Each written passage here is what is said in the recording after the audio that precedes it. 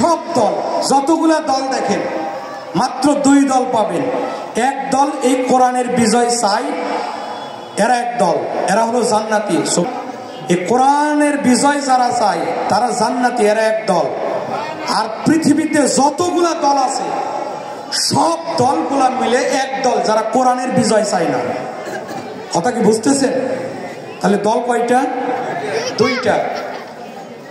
আল্লাহ সুবহানাহু খুব ভালো করে খেয়াল করেন আপনারা, আল্লাহ সুবহানাহু ওয়া তাআলা দুই দলের কথা বললেন, এক দল জাহান্নামী আর একটা কি জান্নাতি। জান্নাতি যারা কোরআনের বিজয় চায়। আল্লাহ সুবহানাহু ওয়া তাআলা কসম করে বলছি, ওয়াল্লাহি ওয়াল্লাহি, এই কোরআনের বিজয় যদি কেউ না চায় তার জান্নাতে যাওয়ার কোনো গ্যারান্টি নাই। এ কোরআন এসেছে বিজয় করার জন্য, বিজয় করার জন্য, কোরআনের নিয়ম নীতি পদ্ধতি বিজয় করার জন্য। কাজেই এটা একটা পবিত্র আইন। এই পবিত্র আইনের যদি এই জমিনে বিজয় হয় তাহলে মানুষের মধ্যে চুরি বন্ধ হয়ে যাবে, রাহাজানি বন্ধ হয়ে যাবে, ঘোষ দুর্নীতি, রাস্তাঘাটের ইট বালি খোয়া চুরি হওয়া বন্ধ হয়ে যাবে। জোরে বলেন ঠিক কিনা?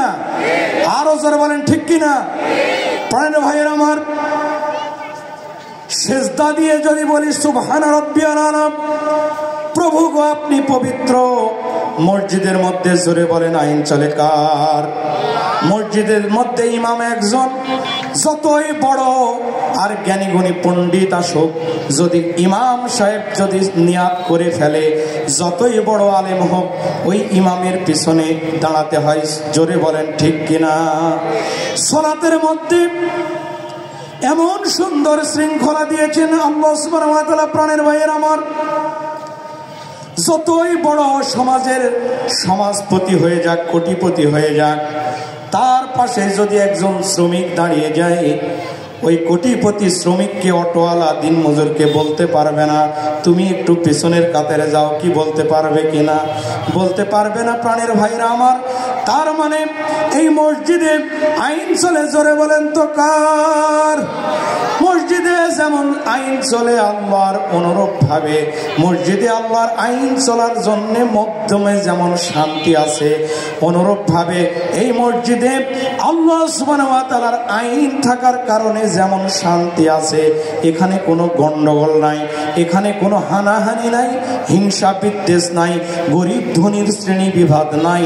অনুরূপ ভাবে এই মানুষগুলা যখন বাইরে, যে নামাজের পরের যে সময়, এই সময়টা অফিস আদালতে, তাদের সংসারে, তাদের পারিবারিক জীবনে, তাদের স্মৃতি ভবনে, তাদের ওসির চেয়ারে, তাদের ডিসির চেয়ারে, তাদের যদি 300 আসনের সংসদ ভবনে এই কোরআনের আইনটা যদি বাস্তবায়ন করে, আল্লাহর কসম এই বাংলাদেশ জান্নাতে পরিণত হয়ে যাবে। কথা বলেন ঠিক কিনা?